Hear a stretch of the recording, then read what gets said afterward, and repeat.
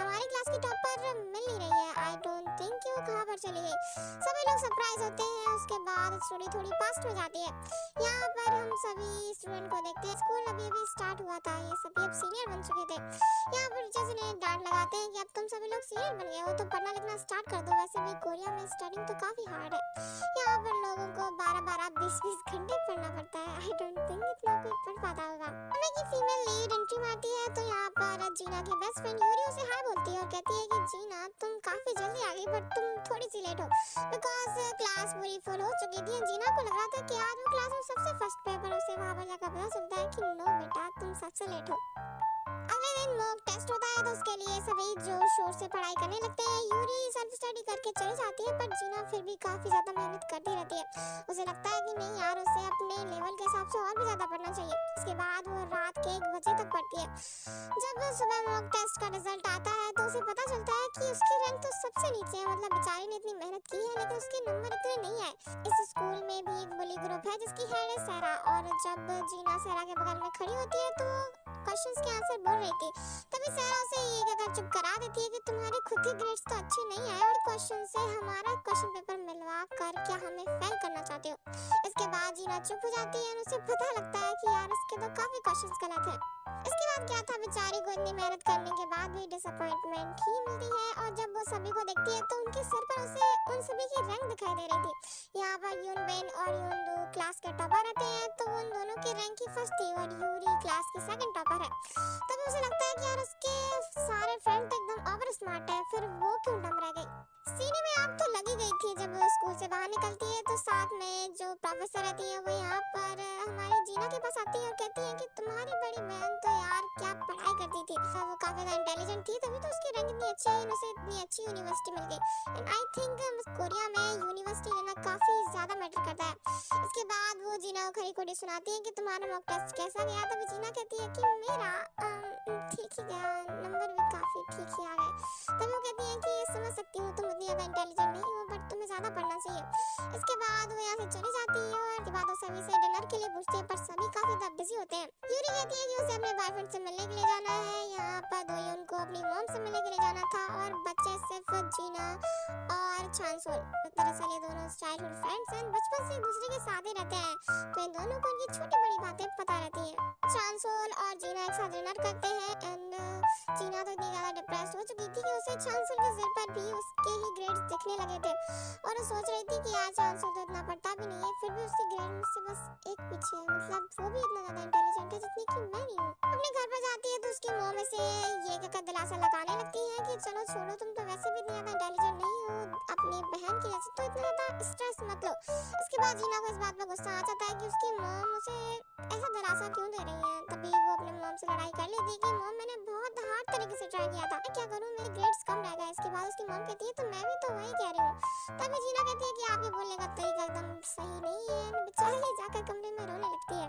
इसके बाद अपना टेक्स्टाग्राम खोलती है। आई डोंट थिंक ये टेक्स्टाग्राम शायद कोरिया में चलता होगा। इस पर वो अपनी नई नई पोस्ट डालती रहती है। आज का उसका थॉट रहता है कि I don't know matter how much I try, people only care about the result. मैं वो कितना भी ट्राई कर ले बट लोगों को बस रिजल्ट की ही चिंता रहती है एंड बाकी चीजें किसी के लिए मैटर नहीं करती। और ये सभी चांसोल पढ़ रहा होता है, बेचारा काफी खुश होता है। यहाँ पर इसके दिल में जीना के लिए थोड़ी थोड़ी सी फीलिंग रहती है।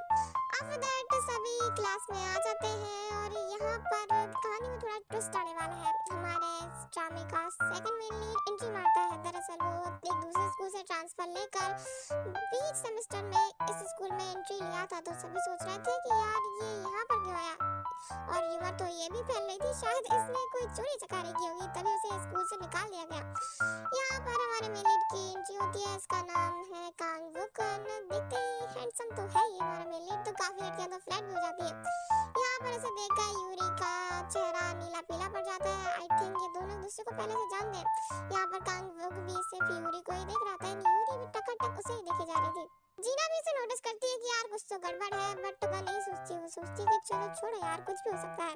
बात यही खत्म नहीं होती। यूरी क्लास की सेकंड टॉपर है एंड हम देख ही सकते हैं वो कितनी ज्यादा ब्यूटीफुल है। इसकी वजह से काफी लड़कियों के साथ ग्रुप प्रोजेक्ट बनाना चाहती थी बट जीना से भी सही कह देती है कि नहीं, यूरी उसके साथ ग्रुप प्रोजेक्ट बना रही है। यूरी कुछ भी नहीं कहती, वो कहती है कि कोई बात नहीं, हम दोनों तो पार्टनर हैं ही। जब जीना वॉशरूम में होती है तो सहरा अपनी दोनों चमचियों से कह रही होती है कि जीना यूरी से कुछ ज्यादा ही चिपकती है, वो इतनी अच्छी लड़की है ही कि जीना तो किसी से भी चिपक जाती है। बाद वो जीना के बारे में काफी उल्टा सीधा बोलती है, यूरी की तारीफ के पुल बांध जाती है। सोचती है कि ये सिलसिला अभी से स्टार्ट नहीं हुआ, जब से वो यूरी की फ्रेंड बनी है तो उसे काफी ऑकवर्ड सिचुएशन झेलनी पड़ गई है। कि जब यूरी ने क्लास में एंट्री मारी थी तो वो काफी ज्यादा ब्यूटीफुल थी एंड जीना उसकी जल्दी से फ्रेंड बन गई क्योंकि वो काफी अच्छे से उससे बात करती थी। एंड जल्दी ही यूरी ने उसे अपना फ्रेंडशिप बैंड भी बना दिया एंड दोनों काफी अच्छे फ्रेंड भी बन गए। लेकिन इसके चक्कर में उसे इतनी ज्यादा ऑकवर्ड सिचुएशन झेलनी पड़ी कि वो बस पता है क्या, तो ये बताती है कि कोई भी लड़के को अगर यूरी को प्रपोज करना होता है उसमें इतना कॉन्फिडेंस नहीं रहता कि जाकर सीधा यूरी को बोल सके, तो मुझे गिफ्ट पकड़ाने लगते हैं और कहते हैं कि प्लीज यार यूरी को दे देना। अब इस पर बेचारे क्या कर, वो तो खुद एक सिंगल है, मतलब बेचारी सिंगल लड़की से दूसरे को पटवा रहा है। शर्म नहीं आती इन लोगों को। तो सिचुएशन अब थोड़ी चेंज होती है। जब यूरी क्लास से बाहर निकलती है तो एक लड़का उसे गिफ्ट देने के लिए होता है। तभी यूरी कहती है कि आई एम सॉरी, मैं गिफ्ट नहीं ले सकती। तभी वो लड़का कहता है कि एक्सक्यूज मी, मैंने आपको गिफ्ट नहीं दिया, क्या आप जीना को बुला देंगी, मुझे उसे गिफ्ट देना है। तभी जीना भी बाहर आ जाती है, वो कहती है कि एक मिनट, मैं सपना देख रही हूँ, तुम सच में मुझे गिफ्ट देने आए हो, मुझे, यूरी को नहीं ना। तभी वो कहता है कि हाँ यार, तुम ही तो इतनी ज्यादा ब्यूटीफुल हो, मैं तुम्हें तो गिफ्ट दूंगा। से डेट पर जाने के लिए पूछ लेता है। तभी सहरा वहां पर आती है, वो कहती है कि सच में इसने जीना को प्रपोज किया है, यूरी को नहीं, सच अ बैड चॉइस। इसके बाद वो इतना कहकर वहां से चली जाती है और जीना की खुशी का तो कोई ठिकाना नहीं रहता। वो उस लड़के के दिए हुए गिफ्ट को देख रही होती है, यूरी को वो गिफ्ट दिखाती है। तभी यूरी काफी रूड तरीके से उसे कहती है तो तुम इस गिफ्ट का करोगी क्या, अब इस पर ज्यादा ध्यान मत दो, पढ़ लो। बट ये मत सोचना कि यूरी इसके लिए रूड हो रही है बिकॉज उसे एक प्रपोजल मिल गया। इसकी सिचुएशन कुछ अलग ही है। तैयार होकर स्कूल पहुंचती है बिकॉज उसे एक नया प्रपोजल जो मिला है। तभी वो लड़का सुबह फिर से उसके लिए गिफ्ट लेकर आया था एंड इतना एक लड़की को खुश करने के लिए बहुत होता है यार। और वो लड़की जो सालों से सिंगल है। दरअसल पूरा मैटर ये रहता है कि उस लड़की ने कई दिनों पहले यूरी को प्रपोज मारा था बट ही रिजेक्टेड। तो उसने सोचा कि बदला लेना है तो यूरी को छोड़ो, यूरी की फ्रेंड पर ट्राई करो, वो उसे डम करेगा एंड यूरी को भी बुरा लगेगा। इसके बाद ये सभी चांसेस सुन लेता है। इसके बाद वो यूरी को इस बात को लेकर कन्फ्रंट करता है। तभी यूरी कहती है तुम समझते क्या हो, जीना से मना नहीं किया है पर जीना इतनी पागल लगती है, वो किसी सिचुएशन को समझ ही नहीं रही है, उससे ये सब बताकर दुखी नहीं करना चाहती, दैट्स अ मैटर। इसके बाद चांसुल को लगता है कि यूरी से कुछ कहना बेकार है बिकॉज उसने तो कुछ किया ही नहीं है। फिर वो दोनों डिसाइड करते हैं कि उन्हें ये जीना को बता देना चाहिए क्योंकि वो पागल कुछ ज्यादा एक्साइटेड हुई फिर रही है। दोनों जा ही रहे होते हैं, इतने में सरप्राइजिंगली जीना ने सारी बातें सुन ली थी। इसके बाद वो उस लड़के को बात करने के लिए बुलाती है और उससे कहती है तुम समझते क्या हो खुद को, क्या तुम किसी की फीलिंग के साथ खेल सकते हो, बट ये तुम्हारा राइट नहीं है, तो आज से मैं तुमसे ब्रेकअप करती हूँ। इसके साथ साथ वो उस लड़के को भरे कैंटीन के सामने डम कर देती है। वो कहती है कि मैं तुम्हें लाइक नहीं करती एंड जस्ट ब्रेकअप। इसके बाद क्या था, इन सब सिचुएशन के बाद स्कूल में काफी सारी ह्यूमर फैल जाती है और सहरा तो इतना कुछ कह देती है कि जीना तो मैन ईटर है, मतलब लड़के निकलने वाली औरत है। इसके बाद क्या था, जीना को इस पर बहुत ज्यादा गुस्सा आता है और वो टेक्स्टाग्राम पे फिर से अपने थॉट्स शेयर करने लगती है। एक लड़का उसके थॉट्स को काफी ज्यादा डीपली फील कर रहा था। दरअसल ये कोई और नहीं है बल्कि दो ही हैं। इन दोनों को पता नहीं रहता कि टेक्स्टाग्राम पे एक पोस्ट कौन डालता है। जीना को पता नहीं रहता कि दोयून उसकी पोस्ट इतनी ज्यादा लाइक करता है। यहाँ उन्हें पता चलता है कि दोयून की मॉम काफी ज्यादा स्ट्रिक्ट है, वो बस उस पर इतना ज्यादा प्रेशर डालती है कि पढ़ो पढ़ो एंड जस्ट पढ़ते ही रहो, पढ़ने के अलावा तुम्हें कुछ नहीं करना बेटा, बस पढ़ना ही है। और कांगुक की बात करें तो यूरी कांगुक से बात करने के लिए जाती है। तभी उसे कहती है कि तुमने यहाँ पे ट्रांसफर क्यों लिया, तुम्हारे वजह से पहले काफी गड़बड़ हो ही पड़ी है, बट प्लीज मुझसे दूर रहना। यहाँ पर कांगुक कहता है कि मुझे सच में नहीं पता था कि तुम इस स्कूल में हो, आई एम सॉरी, अगर पता होता तो मैं इस स्कूल में कभी नहीं आता। इसके बाद स्टोरी में पास्ट में दिखाई जाती है जब यूरी अपने पुराने स्कूल में थी तो उसकी बेस्ट फ्रेंड कांगुक को काफी ज्यादा पसंद करती थी, मतलब इट मींस बहुत ही ज्यादा पसंद करती थी एंड वो नहीं चाहती कि कांगुक के आसपास कोई भी रहे। के बाद कांगुक इंस्टाग्राम पे उसे फॉलो रिक्वेस्ट भेजता है, यूरी को, ना कि उसकी फ्रेंड को। इसके बाद यूरी की एक और फ्रेंड इस फॉलो रिक्वेस्ट को देख लेती है, यूरी को बिना बताए उसे एक्सेप्ट भी कर देती है और वो कहती है कि कांगुक काफी ज्यादा हैंडसम है ना। तो वो यूरी कहती है कि हाँ हैंडसम तो है बट बेचारी ऐसा कुछ सोचती भी नहीं है। यहाँ पर वो लड़की उसे फॉलो बैक भी कर देती है। इसके बाद क्या था, वो बातें बनाकर यूरी की बेस्ट फ्रेंड को भड़का देती है कि तुम्हें पता भी नहीं है कि यूरी तुम्हारी पीठ पीछे क्या कर रही है।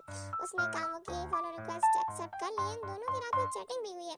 इसके बाद क्या था, यूरी की फ्रेंड कुछ भी सुनने को तैयार नहीं थी एंड वो काफी ज्यादा गुस्सा हुई पड़ी थी जब यूरी उससे बात करने की कोशिश करती है, बट शी रिजेक्टेड। वो कहती है कि तुम दूर रहो, तुम बेस्ट फ्रेंड के नाम पे कलंक हो। एक तुम्हें पता था कि मैं कामो को कितना ज्यादा पसंद करती हूँ, बट ये बात तो तुम्हें मैटर करती ही नहीं है, राइट। यहाँ पे यूरी कहती है कि नहीं ऐसा कुछ भी नहीं है एंड ये सब मिसअंडरस्टैंडिंग है, तुम समझो तो। इसके बाद वो कुछ भी नहीं सुनती एंड अगले ही पल वो उसे बुली करने लगती है।